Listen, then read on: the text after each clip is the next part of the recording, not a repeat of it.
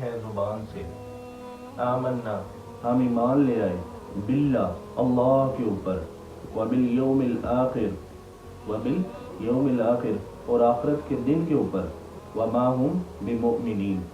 اور پھر یہ فرمایا کہ حقیقت میں یہ ایمان والے نہیں ہیں، یہ زبان سے کہنے والے ہیں، دل میں ان کے ایمان نہیں ہے، بلکہ ایمان والوں کے لیے بغض ہے، حسد ہے، کینہ ہے